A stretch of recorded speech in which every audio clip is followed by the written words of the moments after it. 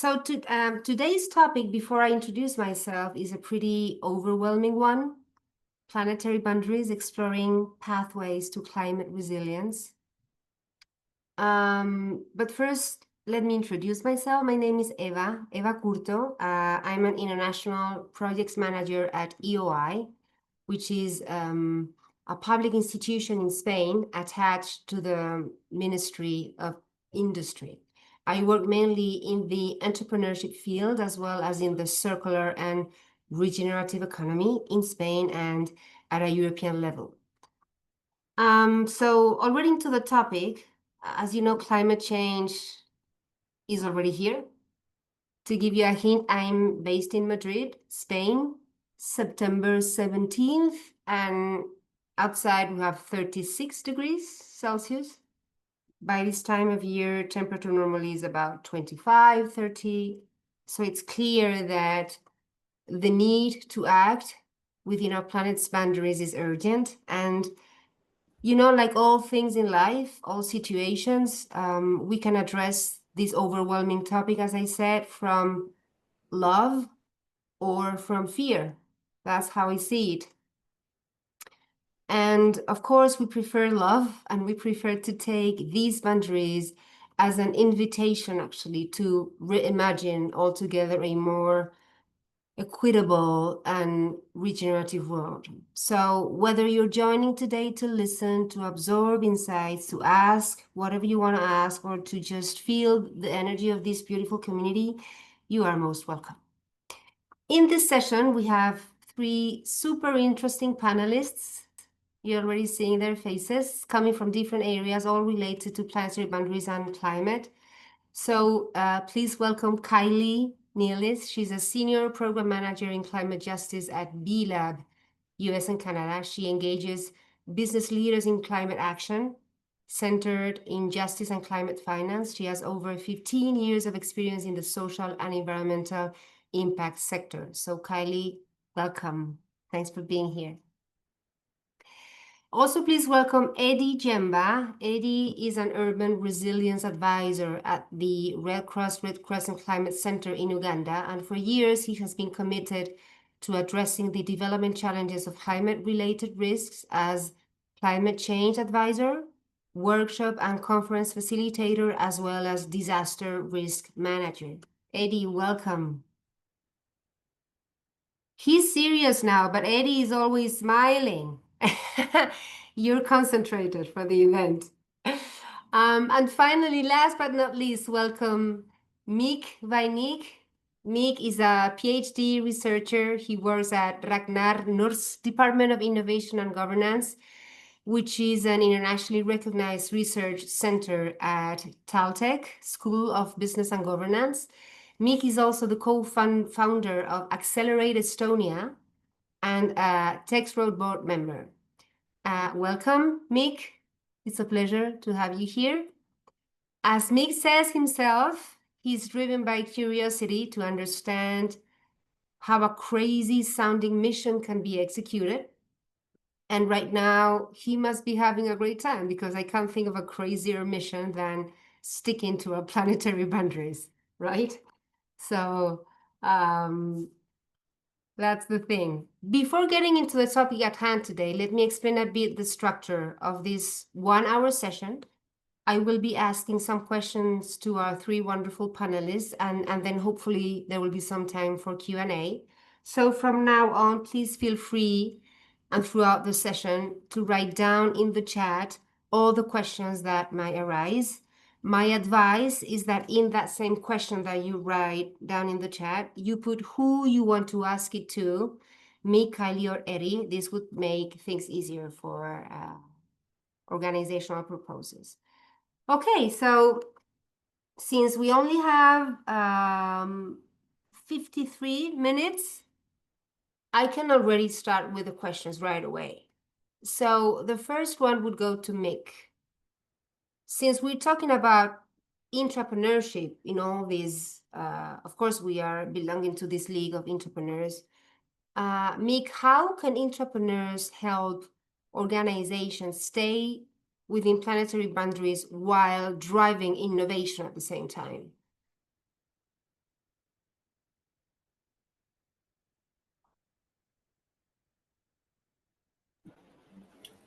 No, I have unmuted myself.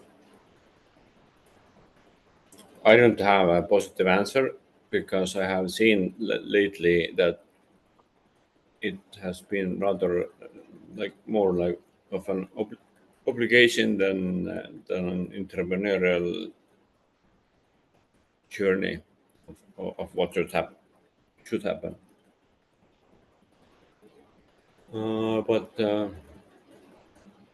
what I hold to be true by myself, and when I'm advising entrepreneurs, is that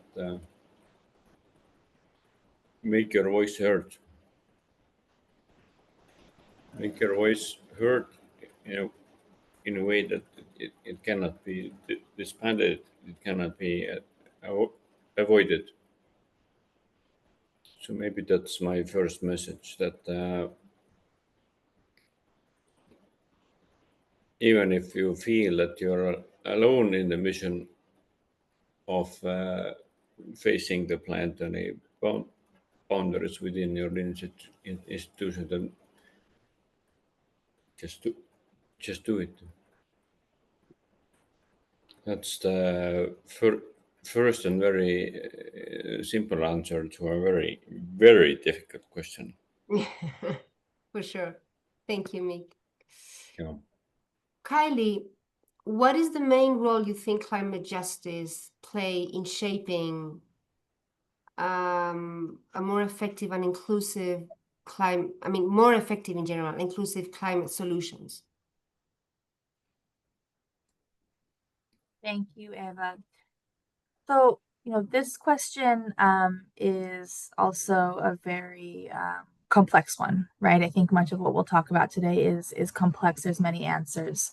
For me, first and foremost, the role that climate justice plays in shaping climate solutions is around how can we ensure that we're centering frontline and impacted communities, those communities that are first and worst affected by climate change, in those solutions. How are we listening to them? How are we uplifting them?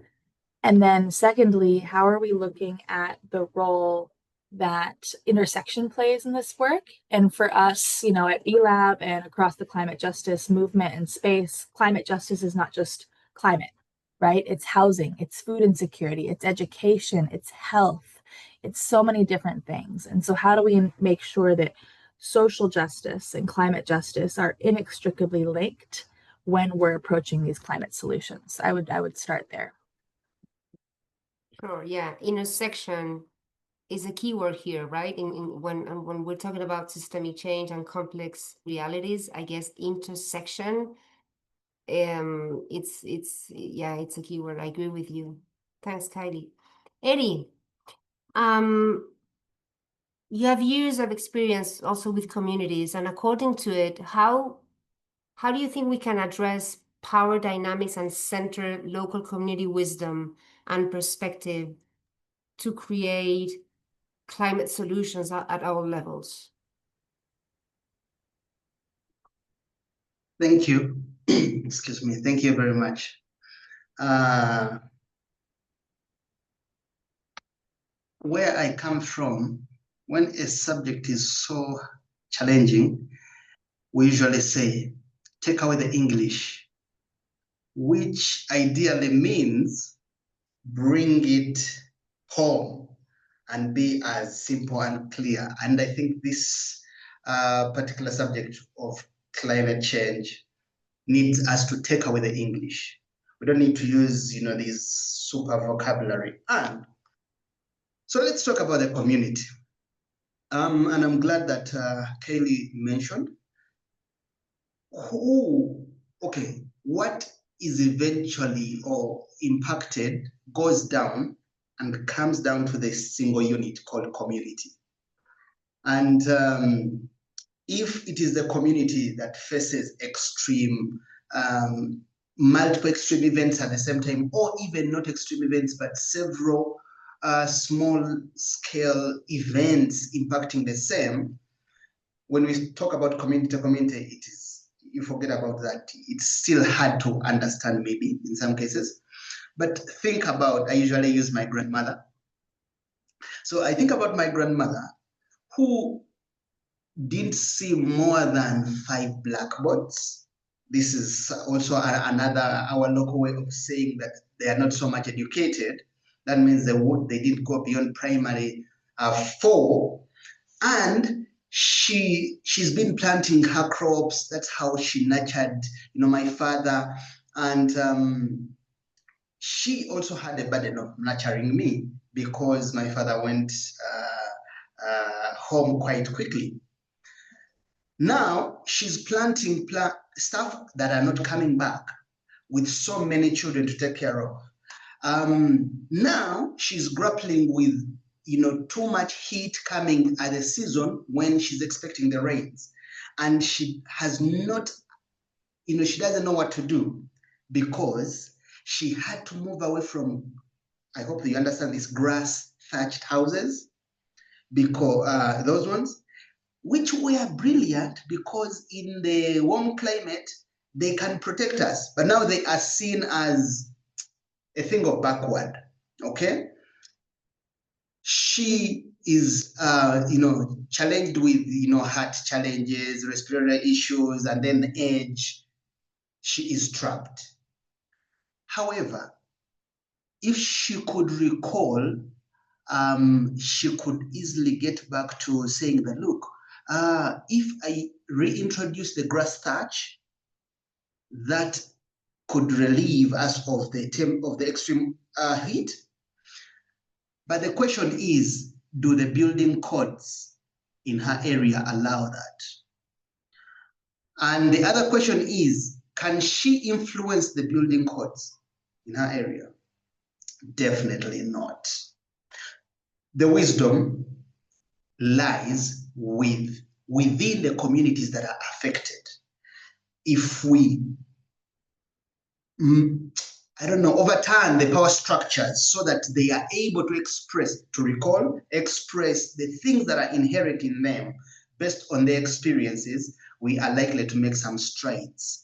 I live with the, recently in the humanitarian organizations, we've been talking about community-based adaptation, community early warning system, community. If that particular talk turns into actual practice, I think there's hope. Over. Yep, Well, definitely. can I interrupt for a moment? Yes, sure, Mikk. Go ahead. We're all entrepreneurs. We're all people who see problems in the system, and then we have a take on it. Like, how can it be solved better? Just for the sake of this being recorded, I want to help people understand that it's a very difficult job to be in a rigid situation and be heard like from a natural perspective. It's difficult to do, but not impossible. No, not impossible in any ways, but just it's very time consuming, and it involves a lot of investment in ourselves. If you're an entrepreneur, then you're married with that question. That's what I wanted to say. Thanks. Kylie, according to your experience, mainly in US and Canada, what kind of leadership do we need to remain within planetary limits? When I say leadership, I'm meaning intra-leadership with ourselves, leadership within the organizations, you name the type of organizations. What kind of leadership is needed now? So I think this is a really important question. And I also want to start by thinking about what do we mean by leader? I was at a conference last week, coming off some back-to-back travel, and Dr. Kimberly McGlone, who leads a certified B Corp here in the United States, started off her talk by defining a leader and saying that a leader is someone who brings a vision to fruition. It does not matter where you sit on the organization chart. It does not matter if you're in the C-suite. It does not matter what you get paid for your salary or how high up you are. And I think that with climate and climate justice, we need to think about leaders across the spectrum, right? So we are all leaders in this work. And in that, we do have responsibilities as leaders, right? To bring those visions to fruition. And it can be a small vision that adds up amongst many. But starting with the individual, I think, we talk a lot these days about climate anxiety, about, doomsdayism. And for me, in my opinion, and in my work and experience, one of the best ways to counter that is self-care. We talk about self-care a lot. What does it really mean? What does your self-care look like? I had traveled, for 2 weeks, pretty much nonstop, and a couple different conferences and events, all very rewarding, but I was just really exhausted. And I took Monday off and I just spent 3 hours in the forest near my house, because that's what makes me calm. That's what makes me centered. And I think that stillness is really, really important for those of us that are working on an issue that is so tumultuous and so painful, to have that stillness and that calm. So I would say self-care for all of us as leaders. And again, we are all leaders in our own ways.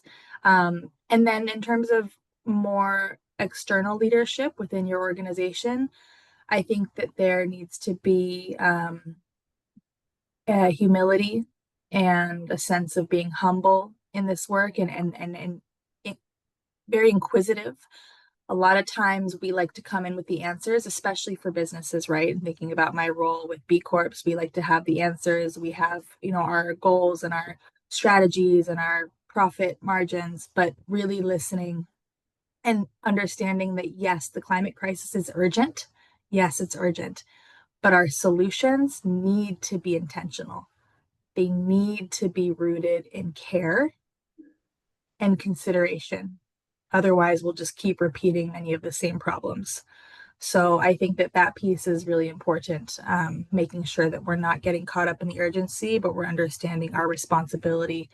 And the last thing I would say is, leadership needs to understand where we have the resources and where we have the power and the influence, because not all leaders do, but many times from our organizations or where we sit, we do have more ability to implement and support solutions than they do at the community level. And so where is your obligation in that leadership to shift that support? Wow. Again, just for a moment, I would want to support that argument and say that sometimes, especially for entrepreneurs, sometimes you just need to go and say, "F it, I need to do my thing." Even if you want your voice to be heard.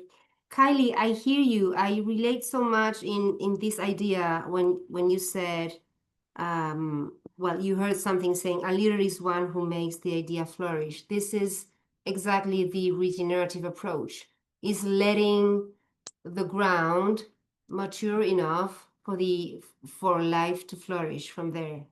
Is emergence, is to allow emergence. And concerning stillness and self-care, I've been working with thousands of entrepreneurs, mainly women, and I would say the ones that really were real servant leaders, put themselves at the service,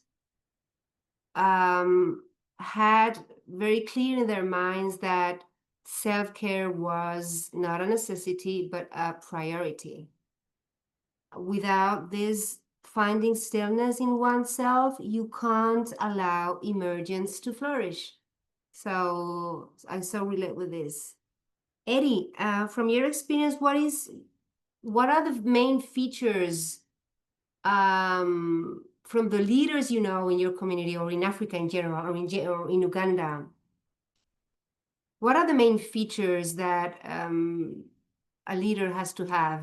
Not only talking about climate change, but in general, when we're talking about servant leaders, right? Not like the old-fashioned leader, but a servant leader, and I guess you know quite a few. How would you describe them? Nice. Before I jump onto that, Kelly, when you mentioned stillness, I was like, oh yeah, yeah. For some, they are so much in a tight corner that even when they get to be still, stuff is running in their mind. Anyway, I cannot be still, but when I'm stressed, I go for a run. Back to the servant leader. I think the biggest thing of the biggest quality for me of a servant leader is empathy. They have to be empathetic. Like the moment they are empathetic, that's when they're able to willfully put aside their awesome credentials, the titles, the things that define them, and gives them a huge social status. Empathetic. Then the moment they are a leader is empathetic, then you'll see they'll be able to come down and listen to the wisdom of the community. Now back to the community thing. That's when they'll be able to listen. That's when a professor, and I am privileged that in my work I get a professor and a slum dweller, both on the extremes, to sit together at a table, and they're supposed to talk, and to talk in a language each understands. Anyway, so it's empathy. The leader that has empathy, then they'll also have humility, and therefore they are willing to learn from anyone and anywhere. I think those are the kind of leaders that I would call servant leaders. Thank you, Eddie. So how do you rate that? If a person is not willing or ready to do it, then how do you implement that within someone who should be an entrepreneur? Yeah, well, that's for you, Eddie. That's a good question. I think a few things that I have seen. One, people love to listen to stories. Okay, stories, and because they have the capacity to bypass the mental thing to go to the heart. And if the story gets into the heart of a person, then they will be able to, to think from the heart, and they'll cultivate the empathy. But are they willing to come into a place, into a group? Well, let me just go. Then peer influence could also be the other alternative. If there is another peer of the same leader who has empathy, then they could be the ones that go. Finally, coupled with the story point that I mentioned earlier on, the power is also in numbers. Oh my God, recently I've been thinking about this social media power. I'm super grateful, meanwhile, for this social media power, because now it gives me access to anyone around, as long as they have a side account on social media. Okay, and now with the community whose power is also in numbers, because they can and then they can tell their story, if through social media, and it goes so wide and it causes change. We have seen some of that happening in my neighboring country, in Nairobi recently. Over.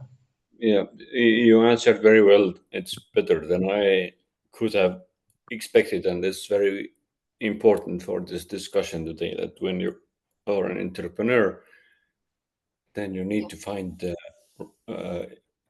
space in yourself to be empathetic, or you need to find people who are able to do so.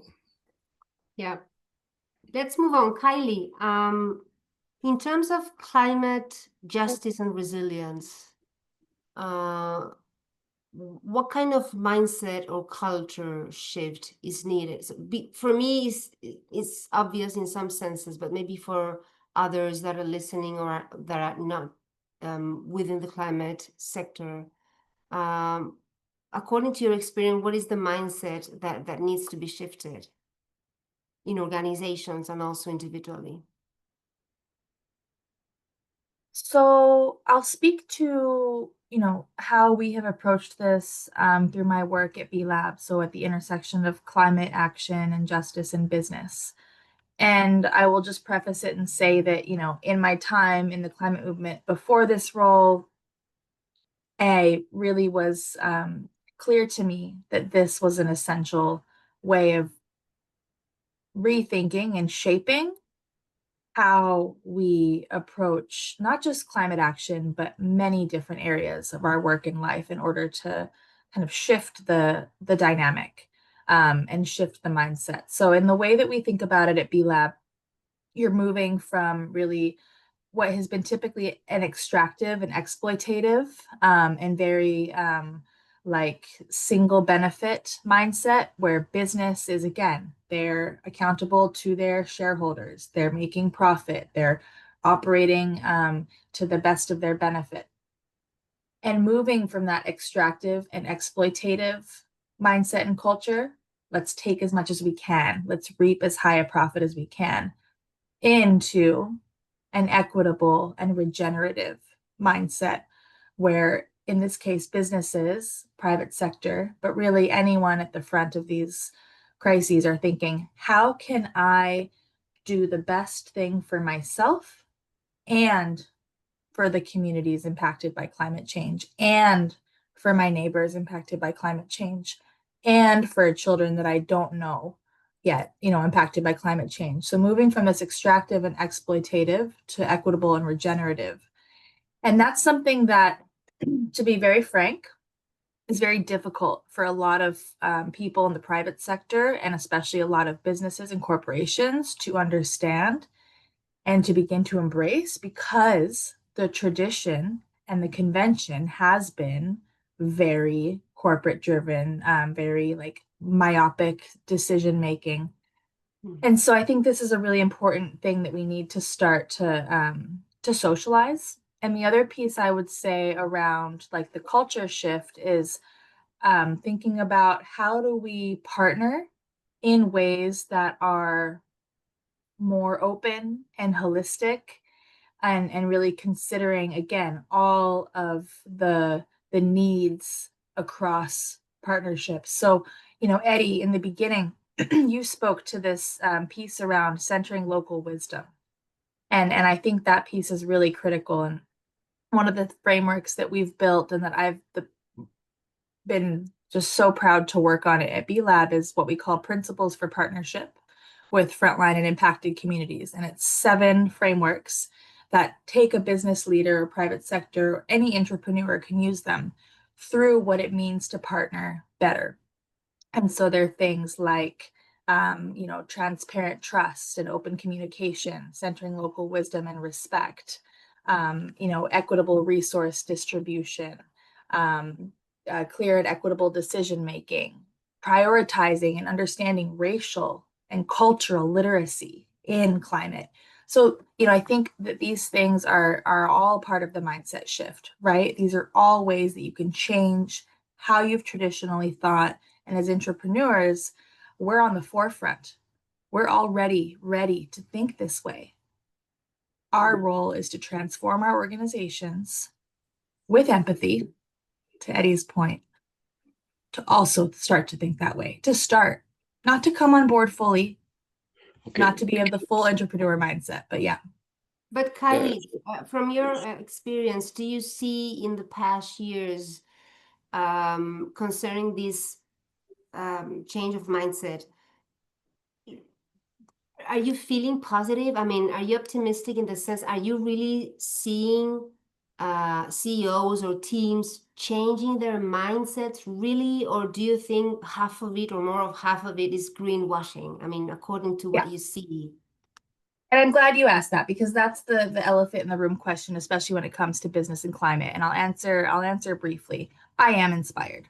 I do have hope, but I have hope not necessarily because people are always wanting to do the right thing and change their mindset, but because models and ways of conducting business are changing to drive that change. So like for the B Corp movement, there's over 10,000 around the world, almost 3,000 here in the United States and Canada. These are companies that, embedded in who they are asked to have this mindset shift, are asked to have these cultural values across their business. So I think in the ways that we can ensure that there's like people and purpose meeting profit, and that they're both coming to the table, especially in the business environment, we can see this happening. And of course, you have people and communities that are working and fighting these fights across the world that are already there. But I am hopeful, and I think some of it will be driven through new economic models and market innovations versus just COOs saying, okay, I get it now, I'll do the right thing. Yeah, yeah. How about you, Eddie and Mikk? How do you see that in Africa and in Europe? How do you see that mindset? Do you see a positive trend there? Do you see that really CEOs and teams and organizations and even public institutions are really changing their mindset? Or is just a to-do and a must because, I mean, out of legal reasons or whatever?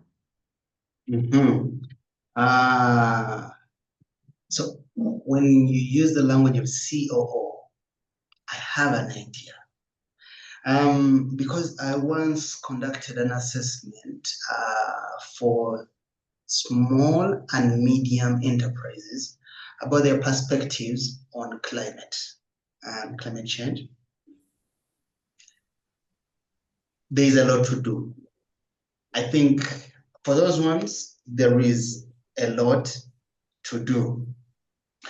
However, I also have an ear within the tourism sector, and I think the tourism sector has made a big leap. Perhaps partly because it is directly impacted by climate change, which is a similar thing when I asked, the heads of these small and medium enterprises about their thinking about climate change. Those that are whose operations and profits are impacted by climate, they had this awareness and they were eager to do something about it. Those that are a little bit far, not so much. Now, yes, in the tourism sector, I think my wish is that if all these businesses could follow what I see in the tourism sector, that would be great, because so much leadership from the senior level on climate action. And I think partly because of the social pressure is coming from the clients who want to know, what are you doing about saving the earth where you get your bread from. Over. Now I would like to, yeah, Mikk, sorry, yeah, go on. How do you see that trend in Europe? But first of all, for the purposes of this discussion, we need to tell honestly to entrepreneurs that they will feel lonely in this project. They will feel that they are not respected, that their ideas about how to be more respectful of nature will not be well heard.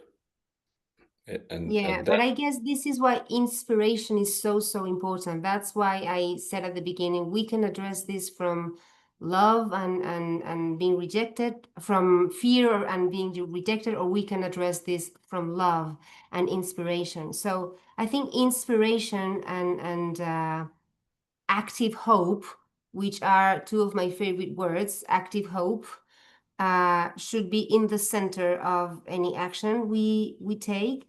So how, this may be for Eddie, how might we inspire climate action at the community level or even at a national level? Do you know any successful story of inspiration, which is so important?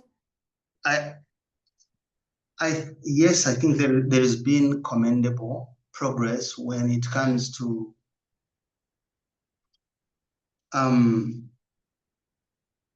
early warning system, which I know very well. We started by talking about, national level based early warning system and not community based early warning system. Now we are talking about having these two together. But how has this come through? I think it's been years of advocacy by passionate people who, chose to stick on the point, as well as demonstrating, what has worked, both in micro, local, and even international fora. So I think the idea of showing these small changes that result from the actions that we do has potential to inspire action and probably, lead to a ripple effect. Kylie, do you see, or have you noticed, or do you know companies or institutions that have shifted their way of behaving out of inspiration from other peer organizations in their sectors or other sectors, lately or in the past years? I do. I mean, I see it in the B Corp movement a lot because, here in the United States and around the world, like B Corps are across every industry. There's real other than, controversial industries, fossil fuels, tobacco, weapons, but, all of the other kind of industries of the products that we use or the services. And so for me, there's been a lot of inspiration across the industry. Apparel and clothing and fashion is one. I would say like coffee and sustainable like food products is one. But I also want to say that I'm not always convinced that it's inspiration versus competition.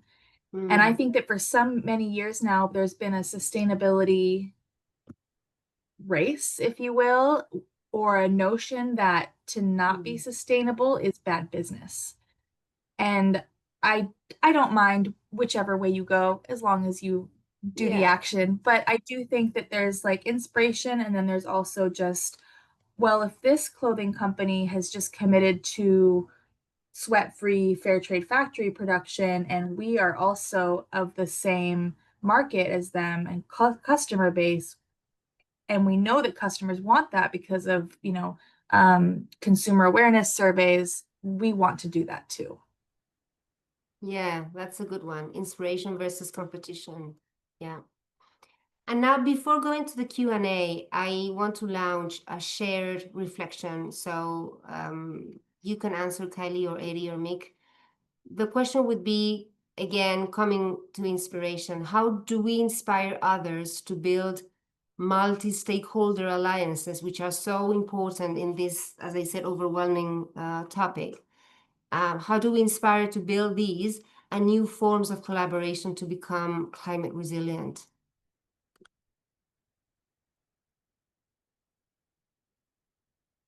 Well, you need to have a load of inspiration that comes from inside. That's really the change that you want to see in the world. That's what, for me, the definition of entrepreneurship, that you want to see the change that you're about to bring. And But in terms but in terms of multi-stakeholders, more accurately, how can we inspire others to build them? Or do you have experience in building these alliances among different stakeholders that were successful? And how was the process to do that?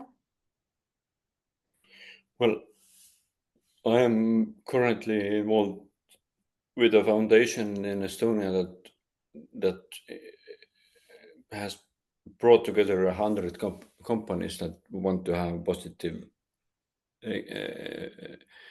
Impact. environmental change.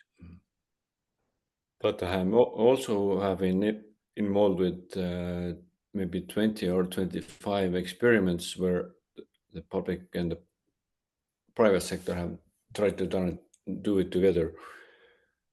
So the ways are multifold, and one is not better than the other. Like you always have to choose your weapons, choose your strategy, choose your style.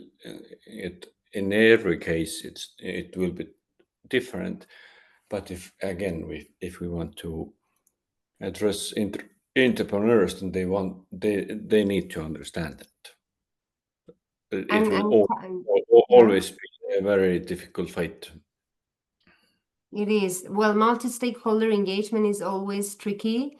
But Kylie and Eddie, how do you see that? Have you seen successful stories in terms of multi-stakeholder engagement for climate resilience and climate justice and equity? Yeah, there's an approach that we've been promoting within cities called coalition building. And in a coalition, there is no legal buying. You're not legally bound to one another, but you come together because of similar interests or a common interest. And this has helped, and then they agree, or we agree on the frequency of meeting. There has to be a champion who is bold enough to say, come together, let's come together over this. But then once they gather together, and these are multi-stakeholder engagement processes, definitely. And the stakeholders are diverse. As I gave you an example earlier of a professor and a slum dweller, they think differently. The question is, how do you get these two to have a common voice?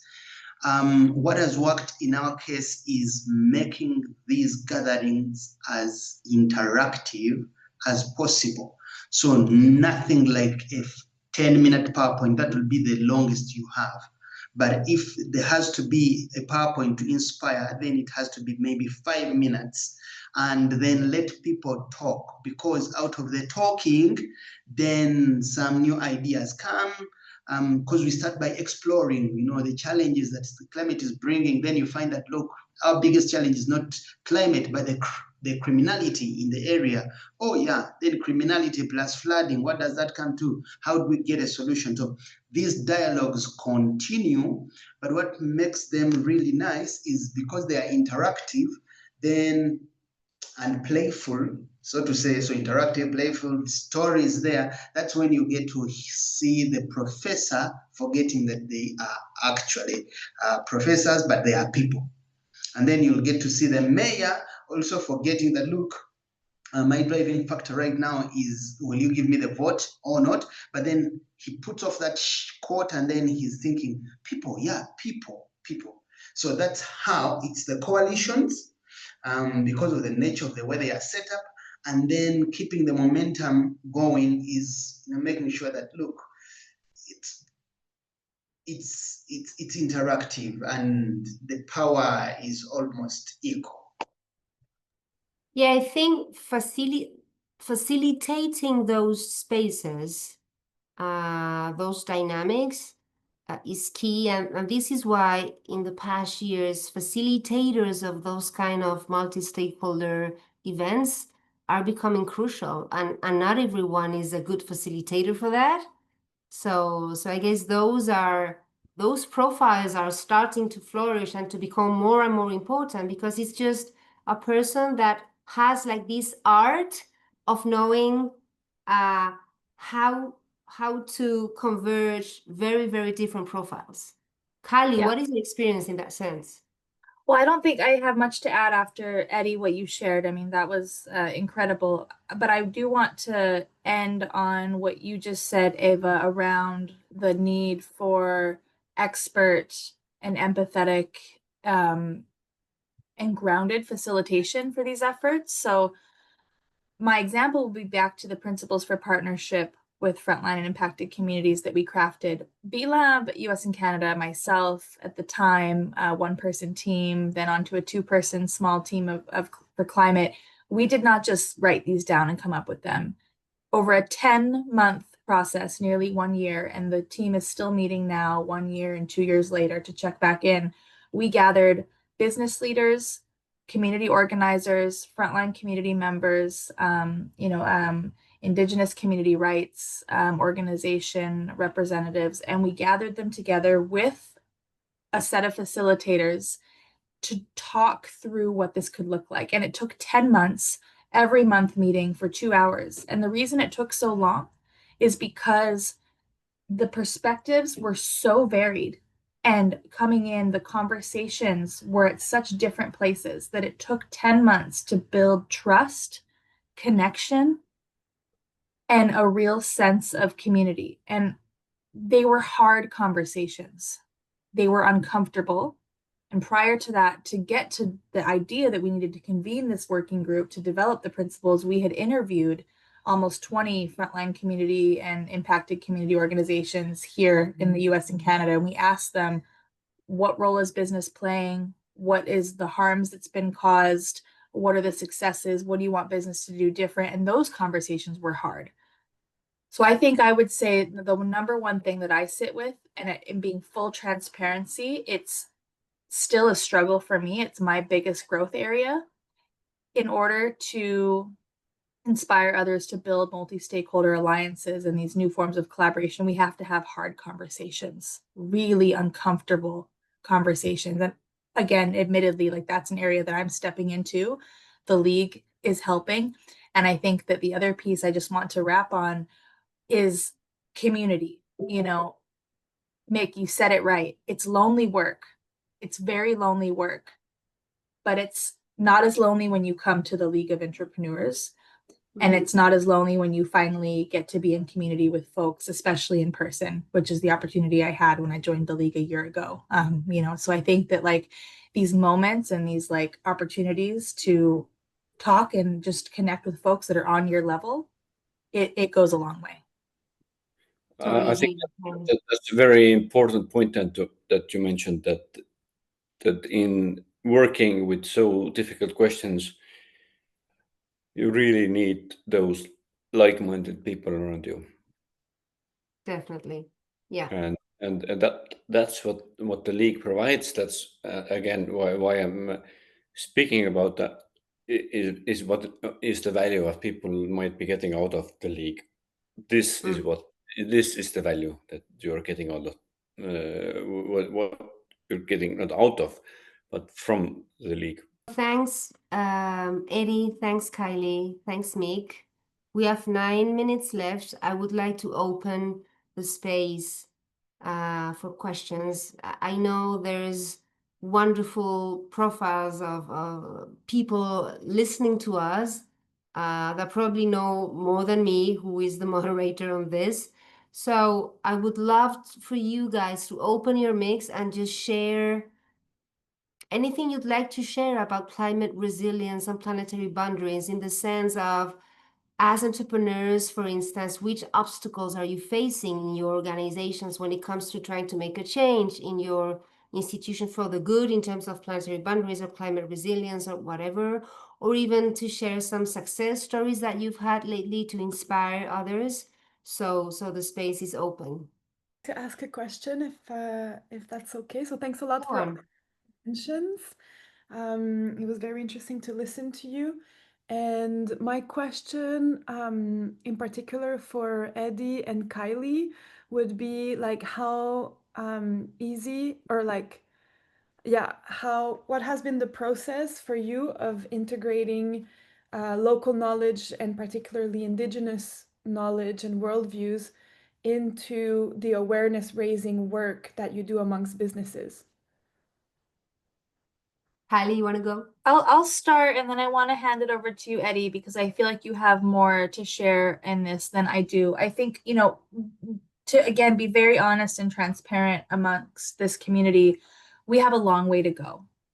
And so, we have brought some folks into our work. Like, again, one of the leading members of that group that designed the principles that's guided our work and strategy is with a very well-connected Indigenous community rights organization that's working to embed rights of nature. So recognizing the rights of ecosystems and, natural entities. And so that work, I think, has a lot of opportunity to be integrated to business. And I'm seeing it in some places, but we have so far to go. Like, I'm seeing businesses talking about getting nature on the board, a board seat for nature. I'm hearing businesses that are talking about biodiversity, and that is just as important to them as climate impact.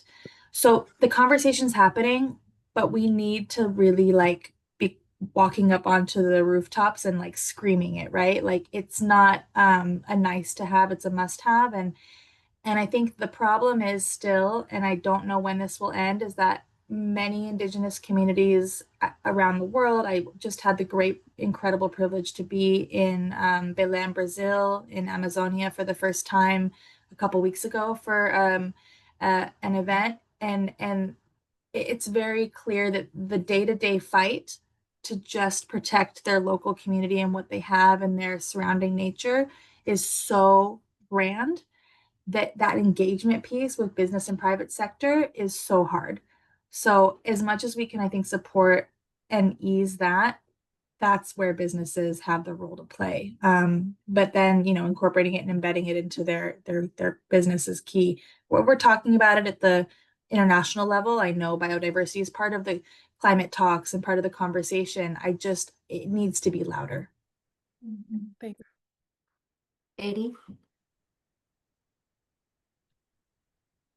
Well, so I work for the Crescent Climate Center.